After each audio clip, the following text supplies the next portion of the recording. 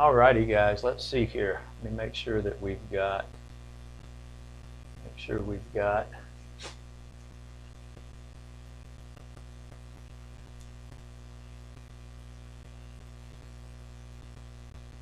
all right, we are about to kick this one off. I'd like to welcome everybody to our second episode, I guess, maybe for lack of a better word. That's what I'm calling them on the YouTube description anyway, of the SEO Accountability / training / mastermind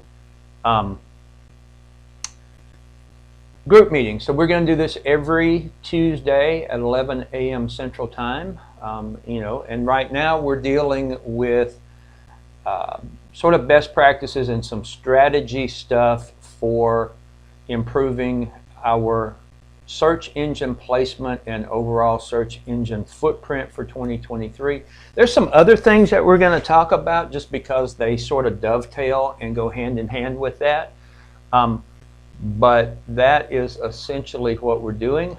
We've got 2 people in, and if you guys would do me a favor and give me just a little bit of feedback on how things are going. What does it sound like? Is everything okay? I've moved. If you guys who were paying attention to last week, I was upstairs in my office, and I actually have this little YouTube / podcast studio or whatever. And so this is where you guys are going to find me from now on. And I had it set up for recording instead of live streaming. So I still think I need to do some adjustments on my audio delay, because there was a little bit of lag. But anyway, I won't get into that too deeply. But it will be broadcast here on the Google Meet live. So if you guys are interested in that, absolutely, there should be a link in everyone's email to that.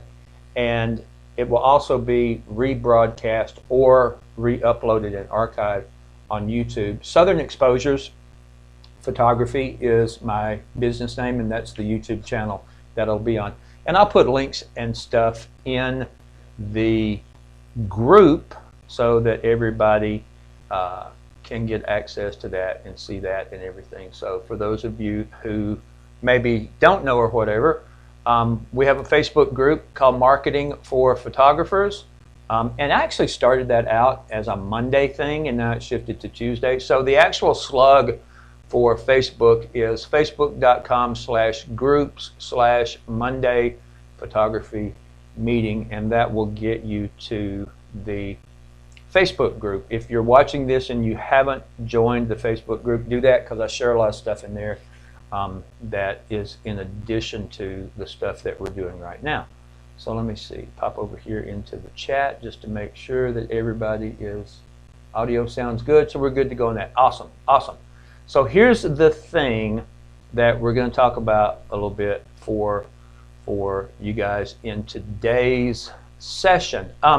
We're talking about best practices for SEO. Last week I gave you guys a little bit of homework, and that was to complete your Google My Business profile. And the reason that is important is because if you do that and you regularly post images, that is really one of the primary portals through which people are going to establish some form of initial contact with your brand. Now, they may not reach out to you through the Google My Business channels. Sometimes they do.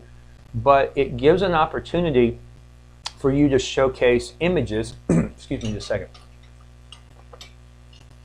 For you to showcase images in a non-invasive environment. This is all people who are coming and searching. So when people type in a search term that's going to bring your business up, you want to be able to give them as much information as possible about information. You can make posts to Google My Business just like you would to a blog or whatever. And all of that is good because that's going to piggyback right along with your Google My Business listing. If you don't know how to do that, shoot me a message on Facebook and I will send you some information on how to set up your Google My Business. Honestly, if you just Google how to set up Google My Business or whatever, you're going to find tons of resources that are going to help you with that. But that's really, really an important thing. And I also think that having a completed Google My Business profile signals to Google that you are a bit more legitimate. I could be 100% off on that. There's no data to support that. Some of the things that I'm going to tell you guys are just born from my gosh, how long now? So I ran my first internet ad in 1999. So, you know, that was before the turn of the century. So I've been doing this for a minute, right? 20 plus years, definitely. For the last 15 years, I've been doing it 100% professionally in terms of my day job. And so I've learned a lot about what not to do. So I believe that Google My Business is a great way to indicate to Google that you have a legitimate business. I also think that any of the other Google tools that are available, specifically YouTube, is also a good way to indicate that you are a legitimate business and that you have relevance, so Google should rank you higher on the list. So anyway, hopefully you guys did that. The other thing that you were supposed to do was you were supposed to make a list of 10, 12, 20 keywords that you want to target over the next 12 months. And I caution you, you can find keyword tools, and they'll give you lists of hundreds of keywords and key phrases and all that stuff. I recommend that you start with, you know, somewhere less than 20. I think 12 is optimal. It's really difficult to optimize for 40 or 50 or 100 keywords over the span of a year. And the reality of that is not every one of those keywords is going to be a valuable investment of your time and resources. So be sure that you are targeting terms that are going to bring you traffic. And in doing that, we need to talk about some tools. We need to talk about some groundwork that needs to be put into place. And so let's just jump right in, and we'll come back to this because we're going to talk about funnels in a little bit, because some of the groundwork that you guys need to lay, you don't need to do it before you start your SEO, because SEO is crockpot marketing, right? Buy one, get one free, Sunday, Sunday, Sunday, come on down and see how low our prices are. That's all microwave marketing. And so microwave marketing, while it might generate some business, burst business in the short term, it's not really a good long-term strategy, because it's the most expensive way that you can market, right? You're either going to have to pour a ton of money into the actual advertisement, either running, you know, Google, Facebook, YouTube, etc. Ads, which are costly. You have to pay for that, right? Any marketing that we do has a cost to it, right? It either has a dollar value that is assigned to it, and that is you pay someone else to do the heavy lifting, or it has a price tag of human resources and your time and my time and all this in order to do it. SEO marketing is definitely going to have a human resources cost to it, because there's things that you have to do yourself. You have to do these things in order to make it work, or you have to hire it out. Now I'm going to tell you guys this. In the group discussion in talking about advertising, somebody had said, oh, I'd like to hire you to do my Google ads. I really wish I had the time to do that, but in the vein of teaching a man to fish versus giving a man a fish, I would much rather teach you how to do that, because then you're acquiring a durable skill that you can then either train someone on your staff to do, or you will at least know what the best practices are if you want to hire a third-party outsourcer or whatever to do that work for you. You know what to look for. If you don't know and you hire a third party, then you wind up in this, you know, did I get value for my investment quandary? And sometimes that's difficult to answer, especially if you don't know what doing it right looks like. So if you hire a third-party outsourcer from Fiverr or Upwork or, you know, wherever you go for that, if you don't know what good looks like, if you don't know what good work looks like, you're not going to know if you're getting your value for the investment in that person's time. So we'll talk about some of that. I wish that I did have the time and resources to take on individual consulting clients. I don't. That's why I do this group thing, because what limited amount of time I have, I think it's more valuable to give that back to a group of people rather than one person. So anyway, and we certainly will, as we go forward into this, talk about doing some advertising, because I think it's important. But I think it is vitally important that you have all of the back end stuff installed and working properly first before you start making a financial investment on any type of advertising, especially if it's sort of burst event marketing or whatever. When I say event marketing, if you're running a sale, if your albums are discounted by 30%, or if you're, waiving half of your session fee, which I do not recommend. I recommend that you incentivize people on the back side rather than on the front side, because here's the reason. I'm getting a little bit into the weeds, but I think this is important. If you have a $599 session fee and you discount that by half, you are receiving half of the cash that you would normally receive on your session fee. Number one, that's bad. Number two, it tends to attract cheap customers, or at the very least bargain hunters, and I equate that to Groupon. I don't know if you guys have ever done any marketing, or maybe if you've even done any purchasing on Groupon, but Groupon, let me think of a nice way to say this. The quality of the traffic that comes from Groupon is horrible, because Groupon attracts Groupon addicts, people who are addicted to the discount. And so they hop from vendor to vendor to vendor to vendor, just taking advantage of the discount. So it becomes a really frustrating sort of situation for marketers to be in, because you're investing, because Groupon is really the only one that's going to make any money on your sale. The idea is that you use the Groupon thing to build a marketing list that you can then in turn market to outside of Groupon. And while that's a great idea, the quality of traffic that comes from Groupon is not excellent. So I say all that to say this: incentivizing people on the front end is very, very dangerous, because it can and will almost always attract bargain shoppers. And you don't want bargain shoppers, because you want people who are going to make a luxury investment in a one-off experience, and you don't get that through bargain hunter shopping. In one of the other groups that I'm involved in, a photographer made a post and said something to the effect of,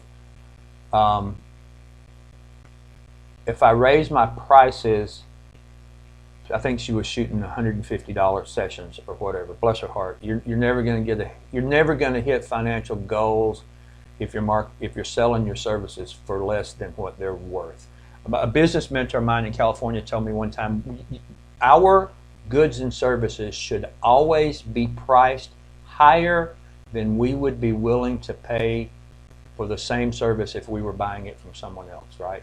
And I firmly agree with that. Like, your prices should be higher than you would be comfortable paying. So anyway, this person was talking about, she's at the $150 price point, and she said, if I raise my prices to, I forgot what it was, $400 or $500 or whatever, I don't get any business from that. There's this thing called the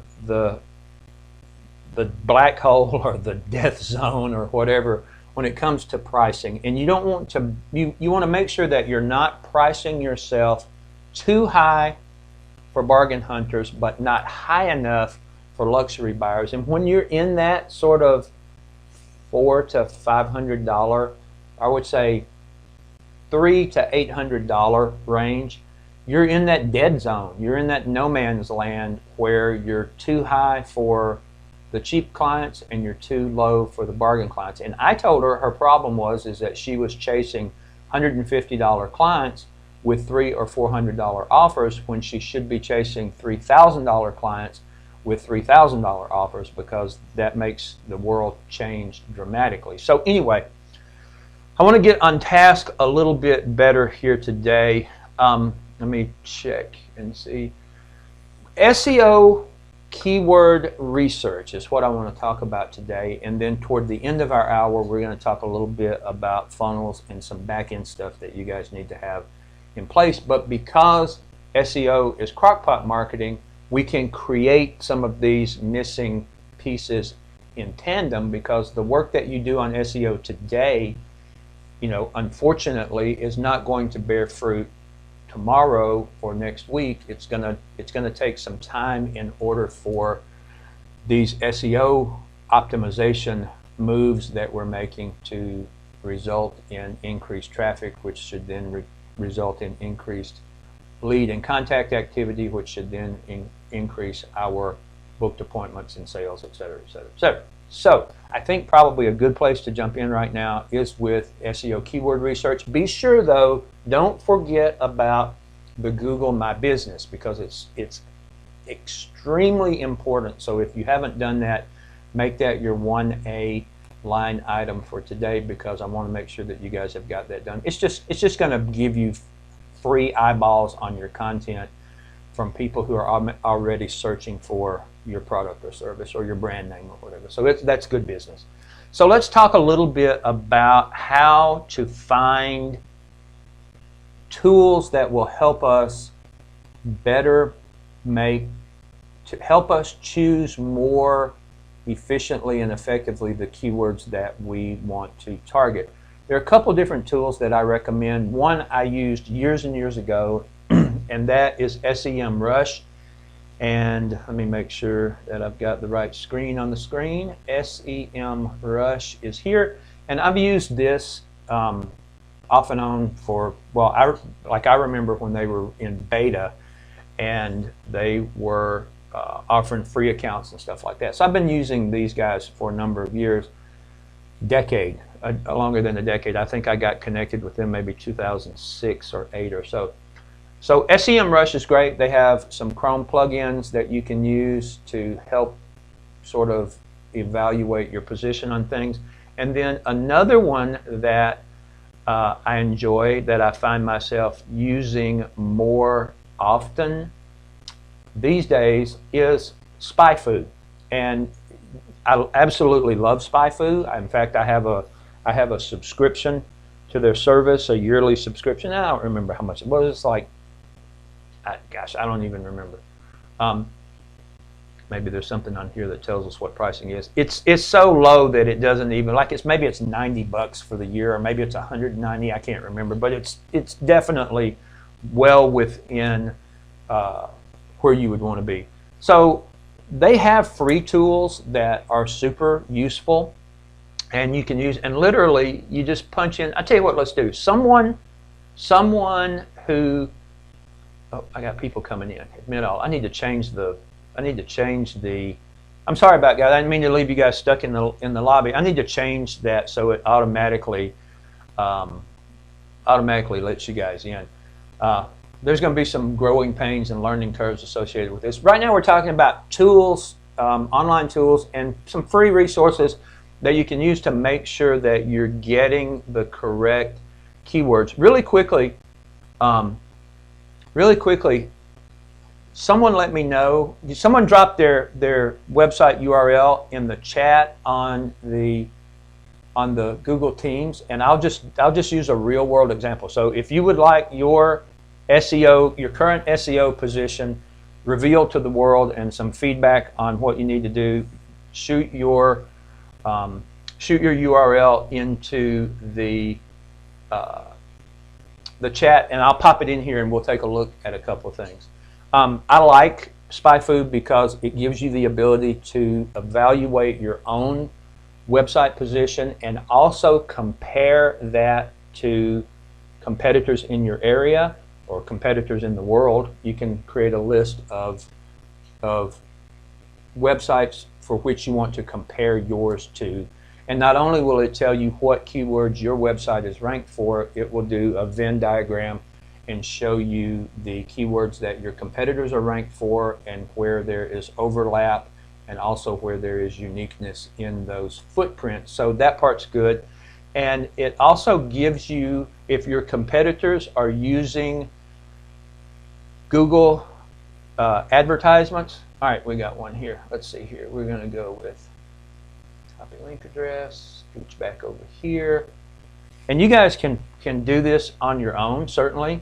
But I just want to give you guys some real world examples of what you can expect when you're looking at these tools. Okay, well, and I'm gonna butcher this. JatNNGarciaPhotography.com. You are in a wonderful position in that up is the only direction that you can go. You don't have any organic keywords ranking. You don't have any keyword history. I'm assuming this is probably a new website. And then when I come over here and I take a look at this, it confuses me and disturbs me a little bit. And so my question for that would be, normally when I see this like 1 or 2 paid keywords that are present, that usually tells me that the person has hired one of those will get you on the front page of Google in 24-hour services. And you can pop in the chat and let me know. So did you purchase a keyword from a service? Is that the reason that is showing up, or what's the story behind why it would show 1 paid keyword? Maybe you ran a Google campaign and you only choose 1 keyword. If that's the case, I'm just curious. I'm going to put this other URL in and see if we get a different. I wanted to be able to show you guys something that had a little bit of history. Okay, here we go. This is good stuff. So you can see that Eclipse Boudoir, and this is a year's worth of history here. Okay, so I love this. We've got a bit of organic stuff that's going on, and we've got a bit of paid stuff that's going on. So that's good to know. I just popping back in to check the chat. So right now, and let me see who sent that over. That is, Lotachi. I butchered that. I'm horrible with things like that. You've got 39 keywords, but here's the thing about those 39 that you've got. They're not super solid keywords because they're not producing a ton of traffic for you. SpyFu estimates that you're getting 4 SEO clicks per month, and we're going to dive into this and take a look and see if we can figure out what's going on. Okay, so I love the fact that you get all this information with this tool, right? And I'm not selling this tool, by the way, but it's awesome. So it tells you about how many keywords you have on page 1. So you have 1 that just made it onto page 1. You have 1 that fell off. You have 1 that is almost there, meaning that it's ranked in the 11 to 16 category. Now I'll tell you this. Many years ago, people would say, oh, you know, the first 3 pages of Google is you have to be there, or, you know, it's not going to do you any good because people only go 3 pages deep. That is not the case anymore. People don't even go to the bottom of the first page. So if you're not in the top 5 to 8 spots on Google, and I'm saying 8 as a very, very, very liberal estimation. Honestly, it's probably going to be the top 5. If you're not in the top 5, you may as well not be on there. When I talk about the amount of SEO clicks, search engine clicks that you're going to get, it's just how it is. People just do not scroll any further than that. And think about your own actions online. When was the last time that you went to page 4 or 5 on Google search rank listings? Almost never, right? If we don't get it in that first little bit, you know, Twitter and 144 characters, they've expanded that. You know, YouTube Shorts and Reels and all of this tiny bits of information that we're fed every day has done a terrible job or a wonderful job, depending on your perspective, but it's definitely done a measurable job of compressing our attention span. And we are to the point where we're all like squirrels with ADHD. We can't focus on things for longer than a couple minutes at a time. And so we're definitely not going to scroll to the 15th page of Google looking for a boudoir photographer. I'm not going to do it. You're not going to do it. and we're interested in boudoir photography more so than anyone else that we're going to come into contact with. So if people who are neck deep in the industry are not going to scroll, to the umpteenth page, people who are seeking information, i.e. our leads, our prospects, and our customers, they're not going to dig into those, additional pages either. In fact, you got to get into that top. In the old newspaper vernacular, it would be called above the fold. You want your business to be presented above the scroll, ultimately, right? So we can dig into this and we can look at, at finer and finer levels of granularity. And some of this, I may be hitting the paywall soon on this. So the one keyword that your website is ranking for, eclipseboudoir.com, in the top 10 is going to be group boudoir ideas, okay? And if you'll look at this under volume, it tells you that there is not enough volume for that key phrase, that long tail keyword. I would consider group boudoir ideas as a long tail keyword.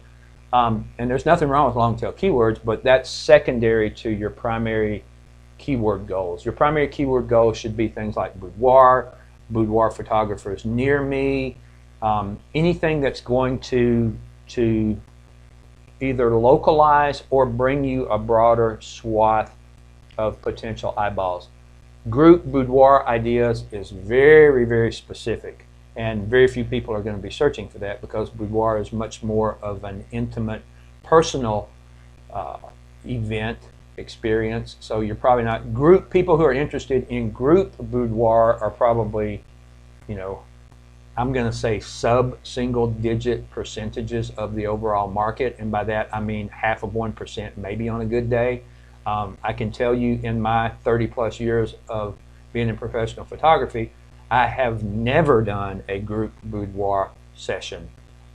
So, if my experience is indicative of reality, which it may not be, but I want to roll through this and give you guys some examples. Okay, so it gives you rank change. This one is a brand new one. Let me make sure I've got you guys on the right screen here. Yeah, okay. So rank change, that's going to tell you where that keyword moved up. If we come back in a month and check this and there's been change on that, it's going to show us that change. SEO clicks, obviously that is what it says it is. That's going to be an estimate of how many SEO clicks that particular keyword is bringing you in, in the previous month or whatever time span you're looking at there. KD is called keyword difficulty. This is one of the things you need to pay attention to.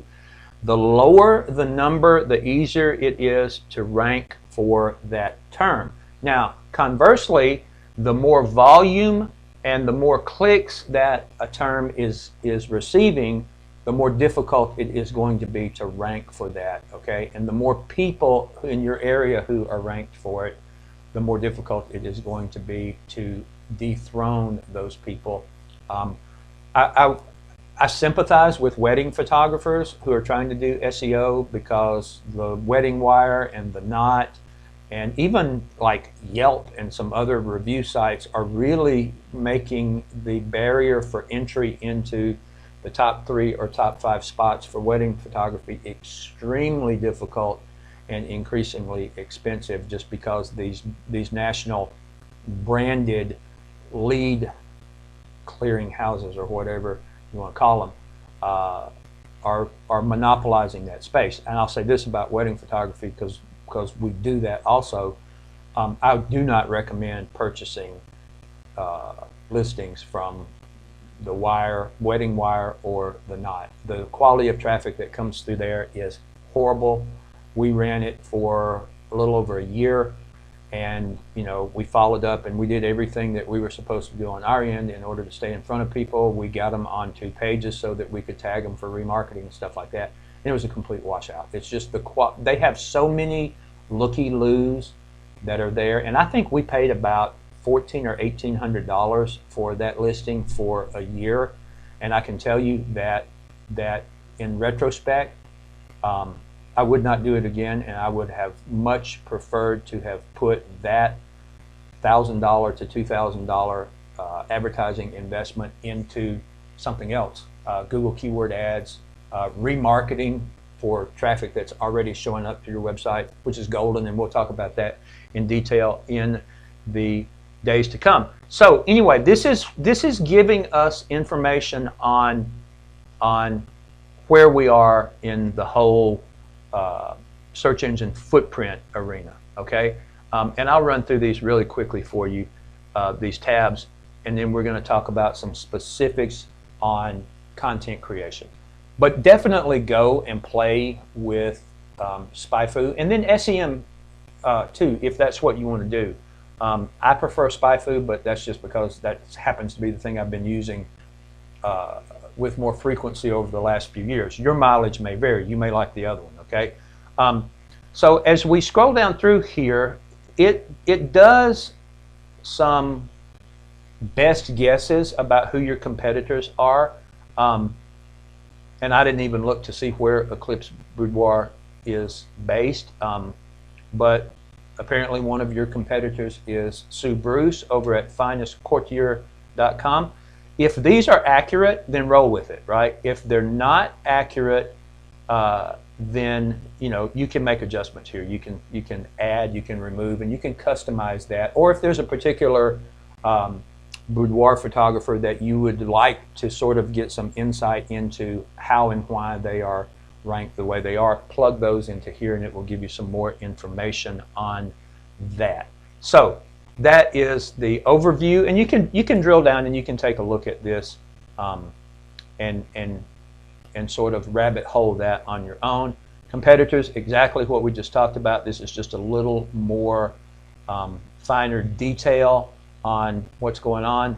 Like I told you, it's going to give you some information on what common keywords you share between your website and your competitors' websites.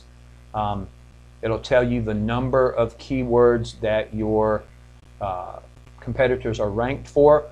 In this group, if we trust that these are the proper competitors, Eclipse Boudoir is definitely winning the race when it comes to the number of keywords that are indexed. Now we can talk about where those keywords fall in the search engine rankings, the SERPs.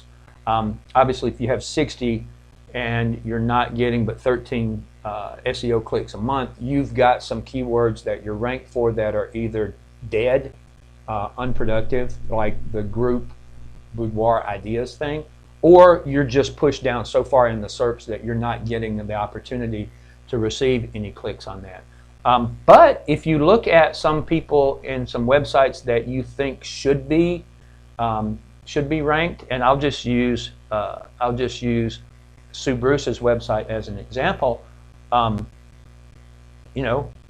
She's not really, if we look at this as an accurate window, and it is accurate enough that we can make intelligent guesses, and that's really what we do a lot in marketing is make educated guesses on things.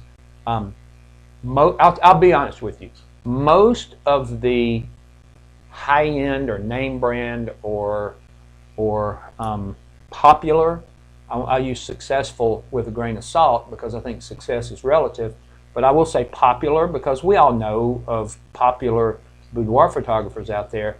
To give yourself a little bit of a self-esteem boost or a little bit of a glimpse at what potential might be available for you, plug some of those people into this as competitors, and you may be surprised to find out that those popular photographers are in no better SEO position than you are in, or maybe in some instances, we're looking at this right here, maybe some instances they're positioned less optimally than you are.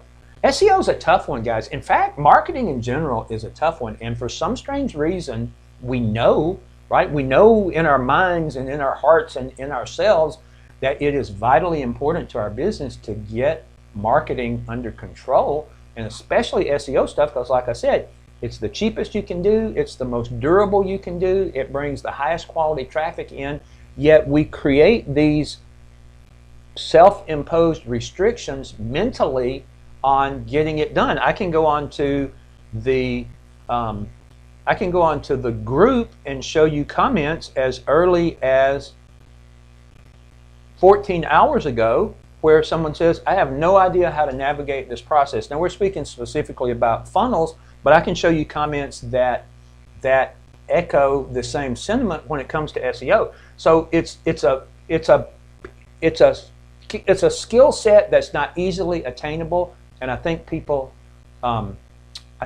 shun it or put it on the back burner because of that. And I'm going to endeavor to make that more accessible to you guys through exactly what we're doing right here.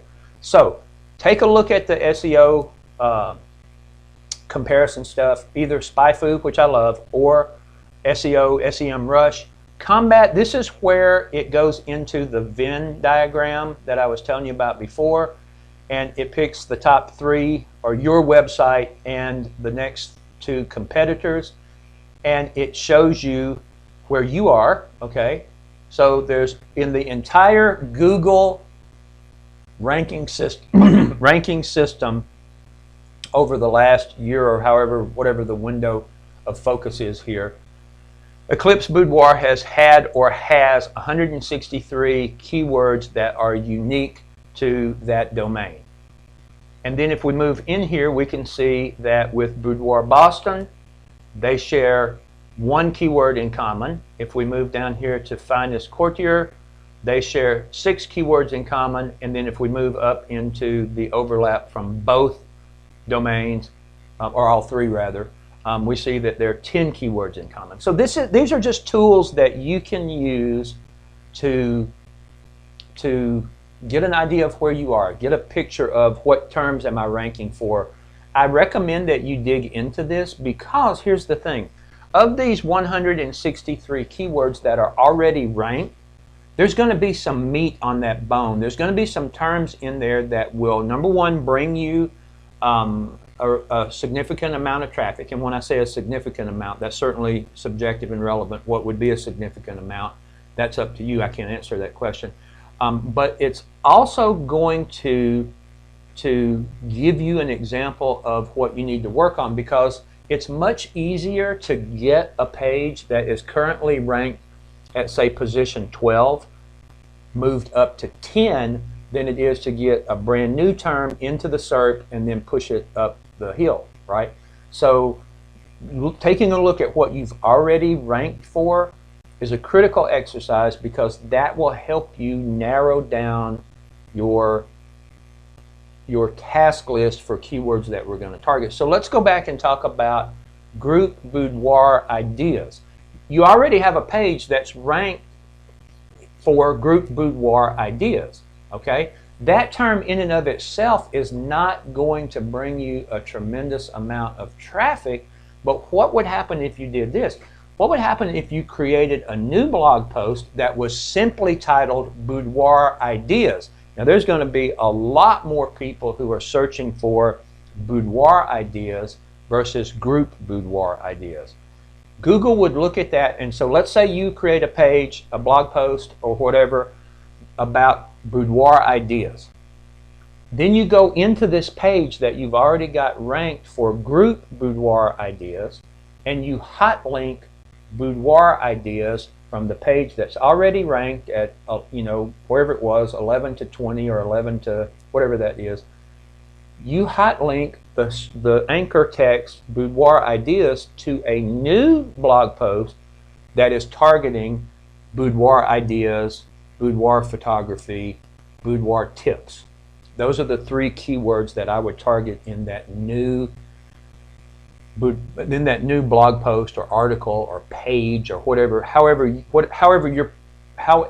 you are publishing your content. I recommend blog, but that's just me, because then in that blog post we will guide them to pages where they can book or they can request information or they can do whatever. So that goes to building that back end set of tools that we were talking about before. So use these tools that are available. Like I said, it's a couple $100 max to get into this for the year, but they have a lot of free tools that are available. So if $100 or $200 or whatever is a barrier for entry for you, and I get it, sometimes it is, right? I mean, it can be.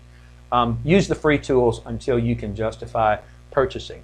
We're going to take a look at one more tab here for Eclipse Boudoir, just because I want to let you see how this is useful, right? So we're looking at, and it's a snapshot, right? If you want to see the full list or whatever, you gotta pay to ride the merry-go-round. But let's just look at the top 5 keywords that is showing up here. And honestly, if you targeted the top 5 that are showing up in the freebie thing and really got your sword sharp on that, it would be a financial benefit for you. So we're going to take a look at these, and I'm just going to walk you through what's important on here. Obviously, volume is telling you how many potential searches there are for that keyword in a month's time. I think that's the window that we look at here. So you look at a term called the term ebony boudoir. You're currently ranked number 47 for that term. You recently dropped 28 spots in the SERP for that. That's producing about 1 SEO click. It was producing about 3 before it had the drop. I'm just going down this row here. Keyword difficulty is 17. So if you really wanted to push ebony boudoir up the ladder, it would be relatively easy to do that. If you were purchasing ads for this, your cost per click would be approximately $1.35. And 4.79% of those searches happen on desktop. We're really getting into a fine level of granularity. When we start talking about whether we're marketing for desktop or whether we're marketing for mobile. I recommend that everybody optimize for mobile, because that's going to be the lion's share of your traffic that's coming to your website. In some instances, 100% of your traffic is going to come from mobile. So keep that focus in mind. If down the road, you're doing something and you want to optimize for tablets or desktop or whatever, you can certainly do that, and we can certainly talk about ways to do that. But if you Google marketing for mobile best practices or on-page optimization for mobile devices, or any search term that's going to give you some insight on what you need to do, and I'll just give you a couple quick things off the top of my head. There needs to be distance between hyperlinks, so you don't want to stack 10 hyperlinks right next to each other, because then the nature of how we use our fingers on screens causes it to be more difficult to click on a particular link. There's some font size issues that are unique to optimizing for mobile. Image sizes, so that people aren't burning up a ton of data or waiting for your page to load. Honestly, the 3-second rule applies here, in the sense of, if it takes longer than 3 seconds for your page to load on a typical mobile data stream connection, not if you're in a building on Wi-Fi. Obviously I'm in a building and I have 100 megabits per second. So if I'm on my phone, it doesn't matter. I still have high-speed connection. But if I'm out in the boonies somewhere, it may take longer, because that speed of data would be lower, and I want to make sure that I'm getting my page to load as soon as possible, so people don't abandon. So size of images, super critical, because I see a lot of people, especially on boudoir websites, whose image sizes are just too stinking big. I know you want to be able to show this big, gorgeous, booty shot that has just rocked the world, and you want to put it out there so people can experience it in all of its high resolution glory, but that should be an option for people. You shouldn't push out high megabyte images, because it's just going to slow your load. It's just going to frustrate people. So give them the opportunity to click on a link that then will allow them to download a high resolution version of that image. And here's the other thing. If you give people an opportunity to interact with your brand on your website, here's the thing. Google, Facebook, Instagram, Twitter, YouTube, every major platform out there has a term that they live and die by, and it's called top. What's the top number? What's the top number? And what top means is time on platform. and their whole user experience team is working. They're working diligently to keep us on platform for as long as we possibly can. Their interest in that is because the longer you're on platform, the more time you have to get your eyeballs focused on advertisers. But we have to look at it the same way as private website owners. We want to keep people on platform as long as possible because that gives them more opportunity to lock their eyes on our advertising, which is either internal linking that steers them toward funnel entry, or it is for the SEO benefit. Google looks at your average time on platform to determine relevancy.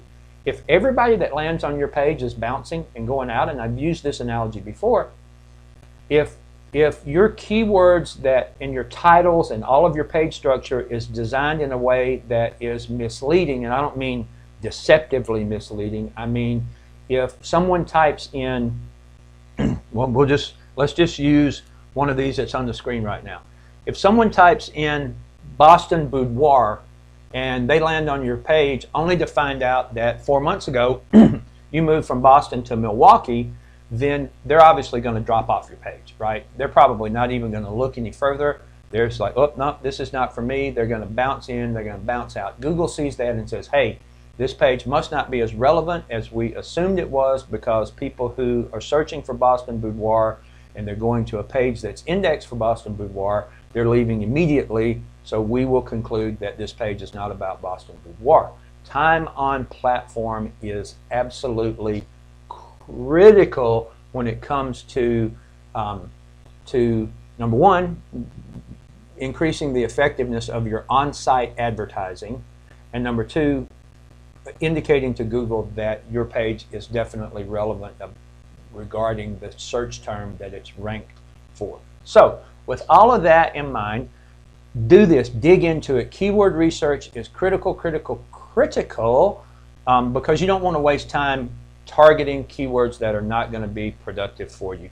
Now, even in the free tool here, you can sort some of these. It's still only going to show you a limited number of 5, I think it is, unless you pay, but you can still glean a lot of information from this, right?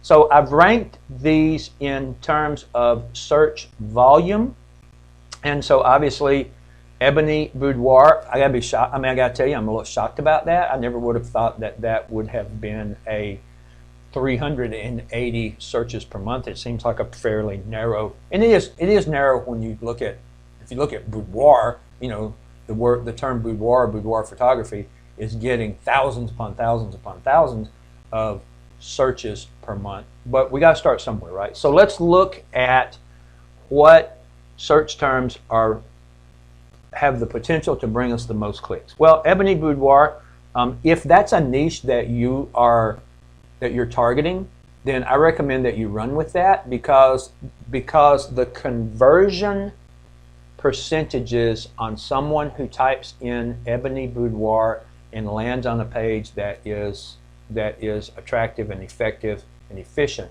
is going to be higher than people who are possibly looking for a more generic term like boudoir photography or whatever, right? Because if someone types in boudoir photography, they could be looking for a boudoir session, they could be looking for information on how to do boudoir photography, how to become a boudoir photographer. Maybe they're looking for resources on how to selfie. Selfie boudoir photography is a relatively hot term. A lot of people want to do that because of the whole trust factor, right? It's easier for them to do intimate photography themselves than it is to trust us, you know, to be decent people. And then if you've ever had any sort of negative experience with let's face it, there's a lot of guys with cameras out there who are making it difficult for, you know, consummate professionals like us to do their job. But anyway, look at the volume and decide what term is going to be the most effective for you and has the most potential clicks. I would look at this and I would say boudoir photography Boston, 135 volume per month. you have already increased, okay, your page, your about page is already, it's on the uptick, right? You're at number 25, it's gone up one SERP position. It's producing 1 click a month for you at the level of 25, and it has a keyword difficulty of 14, which is hyper low. Like, you should be able to increase the search engine ranking position for your about page for the term Boudoir Photography Boston almost instantaneously because of the low keyword difficulty for that. So would someone who's typing in Boudoir Photography Boston be a good potential lead or prospect? Absolutely, because that is bringing it into local focus. Near me is probably the best you can get, because that person is looking for something in their immediate circle of access or influence. Same thing with Boudoir Photography Boston. They're looking for something local, and that's your opportunity to capitalize on that keyword. Boudoir Group, that goes back to the term that we were talking about before, which was group ideas. I don't know how valuable that's going to be. Boston Boudoir, you can develop for that term in tandem with Boudoir Photography Boston. Join my VIP group. Probably not much value in that. People just aren't, they don't even know you have a Boudoir VIP group, so they're not going to search that. That's not going to produce anything for you. And I had intended on talking about some article content creation best practices, and we're going to do that. I'm going to give me 2 more minutes to talk about this. You can also search this by how many SEO clicks it's bringing in a month's time, right? And yours are super low, which is not a bad thing, because that just means that you have the opportunity to grow there. Or you can go in and you can look at the keyword difficulty and see if there is anything in there that might be a piece of low-hanging fruit that you can go after. Nail color for boudoir. I'm always blown away by what some of the things that Google indexes for. I like the fact that you've done some blogging. All right, our top 6 tips. I like things like that. Develop that stuff into PDFs and then capture contact information in order for people to access that.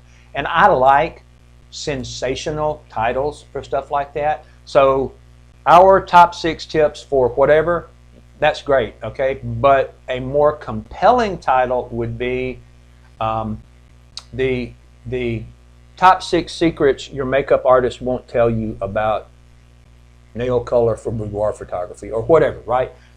Make it seem like information that is being withheld from them.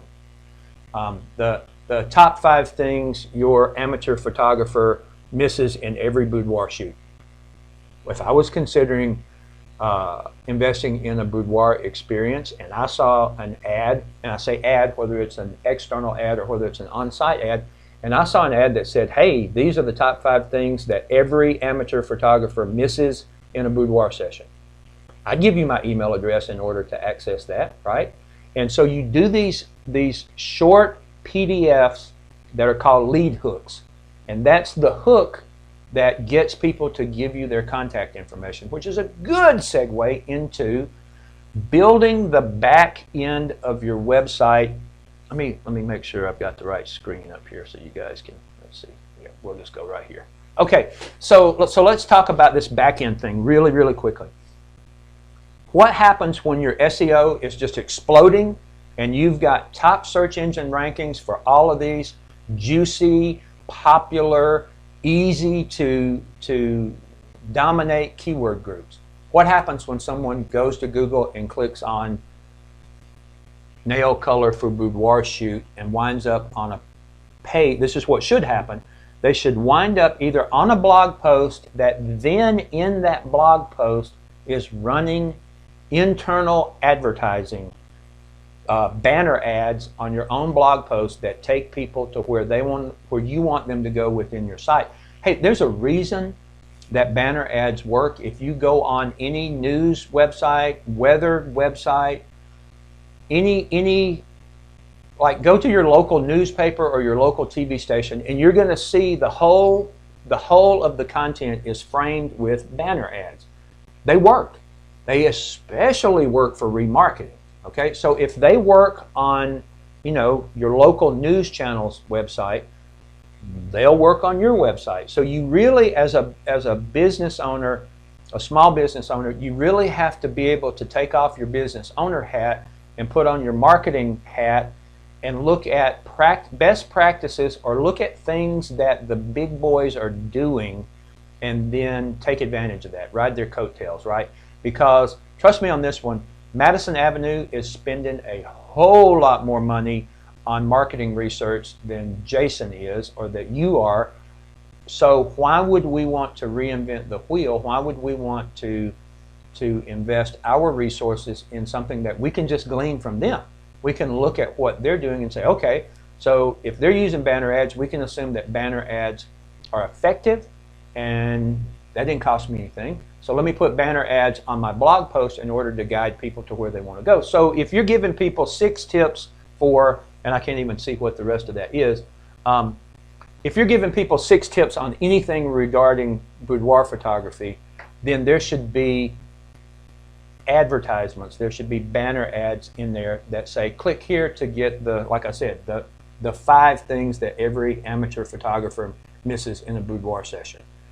That person who came for these 6 tips on nail color, they are far more inclined to click on that and then to give you contact information. And honestly, the best thing that can happen when someone clicks through onto our website is that we get contact information from them. The second best thing that can happen is that we get them into a remarketing queue, so that we can then present them with advertisements that dovetail with whatever it is that brought them in. And this is that back-end system that's so important for us to have before we start making the investment in bringing traffic. We can never, ever, ever believe that just because people click through onto our website that they're going to A, know what to do, B, do what we want them to do, and C, not just leave, because we don't know what's going on with these people. They could click on there with every intention of booking, and the cat could puke on the oriental rug, and now their focus has shifted from our website to something in the real world. And people, we're bombarded with distraction in life, whether it's online, whether it's our phone, whether it's advertisements on television, children, pets, the whole thing, right? So if they bounce off of our website and we haven't tagged them in a remarketing queue, and we don't have a remarketing campaign running to stay in front of these people, all of the resources that we invested to get that person on our website in the beginning has been for naught, because now they're gone and there's no way for us to get back in touch with them, to get in front of them. We would have to rely on them taking the mental steps necessary in order to bring themselves back, and that almost never happens just because of distraction and all the things that we talked about. However, if you go on that website and something happens that takes you away before you're able to commit, and you're in a remarketing queue, so you immediately start seeing additional advertising messages from that brand, the chances of you responding to those additional advertising messages are exponentially higher than anything that we can do passively that's going to bring you back, meaning, oh, well, maybe they'll type in that same key phrase again and come back to us in the next day, week, month, year, or whatever. That's just not going to happen. So we have to take proactive steps in order to do that. Okay, so we are just under 5 minutes left, and I'm going to talk about best practices for content creation. And I'm going to give you guys, simply Google SEO best practices for blog posts. And it's going to talk to you about making sure that so here's the thing. I'm going to assume that you have that list of 12 or 20 keywords that you're going to target in the next blog post that you're going to do immediately, right? Because none of this works if you just listen to what I'm saying and you don't put any of it into practice. There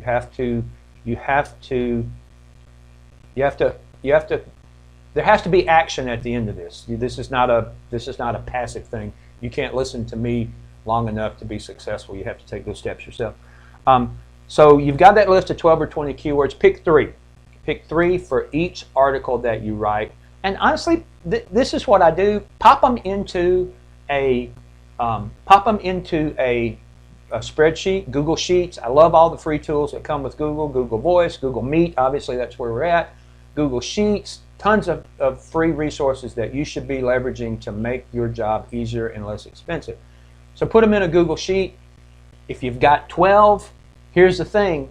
You can take a pair of dice and just keep them on your desk, and when you're ready to write a blog post, roll those dice, and it's going to give you a random number between 2 and 12. Okay, and if you have titled your column in your spreadsheet with keywords, then it will fall exactly into place. And so row 2 through row 13, you know, that's just how it is, right? Anyway, my point is this: pick 3 at random, because we will get into a rut and we will try to do our favorite things, and there won't be any growth in that. So if you've done a really good job of assembling that list of 12, you can pick 3 terms at random. They're random number generators on the internet. I mean, there's ways you can do this, right? So come up with 3 terms at random, and then put those on the yellow Post-it note. Stick it on the side of your computer screen, and here's what I want you to do. I want you to Google, okay, we're going to go back to some of these free tools that are available. I don't know if this is available on Apple because I'm not an Apple dude. I do PC. But Windows, every version back to, I don't even know, like 8 at least, okay, has had accessibility tools in it, and there is a speech-to-text generator built into Windows. And if you go on YouTube and type in speech-to-text, Windows 10, Windows 11, or whatever, you'll find videos that explain this to you. And this is how I do it. I put the yellow Post-it note right over there that's got my 3 terms that I'm going to target, and I put my microphone on, my headset microphone, or my you know, whatever microphone. I just use that because it works out better than trying to use the built-in microphone on the laptop or the computer or whatever. And then I just talk about those 3 terms. And as I'm talking, the system converts what I'm saying to text. And it's garbled, and it's messy, and it's dirty, and it requires editing. But here's the thing. And I even have an app on my phone, and I'll get into that a little bit later. But I can talk, most of us can talk a whole lot faster than we can type. And it does this. If you just free flow ideas and you say, okay, I'm going to talk about whatever we had talked about before, boudoir photography, Boston, okay? If that was one of the keywords that I was going to target, if I'm a boudoir photographer in Boston, it should be insanely easy for me to talk about the industry in Boston, right? What makes Boston unique in terms of boudoir photography? What are some of the reasons that people should come to Boston to have boudoir photography done? And so as you go through there, you are simply talking about these terms. Then you can go back in and edit that. For me anyway, it's a lot easier to talk it out and then go in and say, oh, I really like this, or I'm not so crazy about that, or this would be better if I had said it differently, and then use those raw diamonds, as it were, to get polished up for something that I can use in a blog post. That's how I create blog content faster than I ever did before. Again, I type about 130 words a minute, and it's not even clean typing because sometimes I have to look down and all this stuff. But being able to do that really, really makes blog content creation easier, because then I've got this bulk of information that I can pull from. So do that. Let me see what's going on here. We just crossed over an hour and it bombed out on me. Okay, so I got to come up with this, and I got to be honest with you guys. I apologize for bombing out on that. It only lets me do Google Meet for an hour. Maybe I need to look at maybe they have a premium service or something that allows for that. I don't know. I'll look into that. But this is, so I'll post in the group and I'll send everybody information to let you know that there's more, because I'm going to talk for a minute more on this. And I've just got to keep into that, under that hour thing, I guess.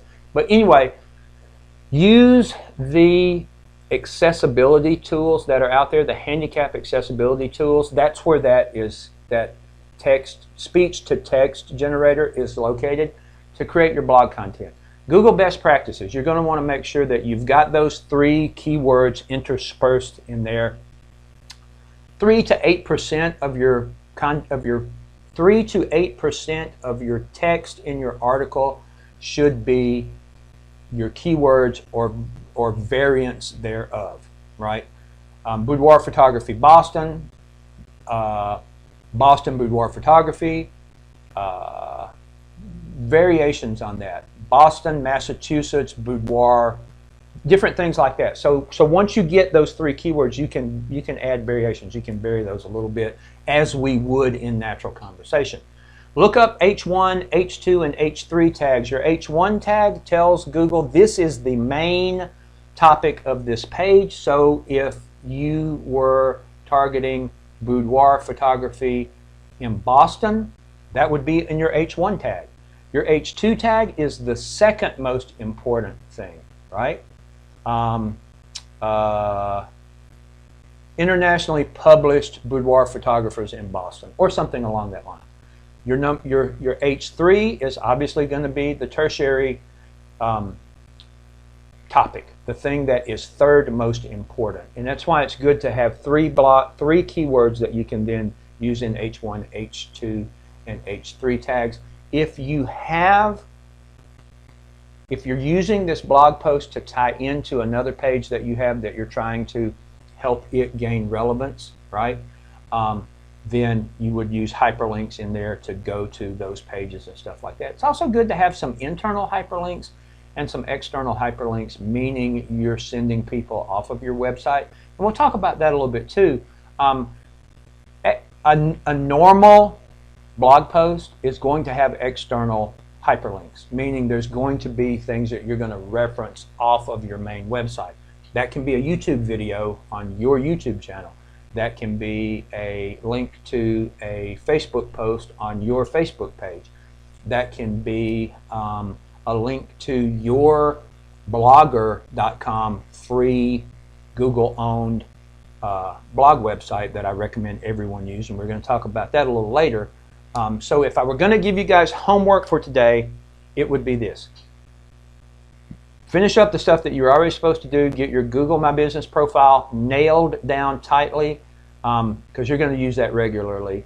Do your keyword research. Use SpyFu. Leverage as many of the free tools that are available there as you can. Subscribe if you're positioned to do that. I highly recommend them. Develop and refine that list of 12 to 20 keywords. Google SEO blog post best practices and make sure that you are aware of how that goes. And try to write your first blog post using an accessibility tool, meaning a speech-to-text generator, because that's really going to help you out a lot. I have an app on my phone that does exactly that same thing. It allows me to talk, and it converts what I say into text. I'll be driving down the road and I'll get an idea, and I just put my earbuds in that have the built-in microphone, and I just start talking about an idea, and I just put my random thoughts into text, and then when I get back to the office, I can copy that text out of that app and put it into a word processor and refine that. So if you're driving down the road, or if you are, walking around in Walmart or Target or whatever, and you get an idea, do that. Gone of it. The people wear the Bluetooth thing, so people walk through stores and talk to themselves all the time. So I find myself questioning people's sanity on a regular basis, because I don't know, people walk up and it's like they're having conversations with people who aren't there, and you don't know that. So don't be bashful. Record, develop your content in any way that you can. Next week we're going to dig in. We're going to talk about funnels in detail and how to build that back end that is so critical. Guys, get your blog post nailed down. Look at pages that you have on your website that you're already ranking for, so that you can capitalize on those. I appreciate your time. I am so thankful that you guys are tuning into this, that you guys are interested in what's going on, that you carve time out of your day to listen to me ramble on and stuff, because I really want all of us to grow in this.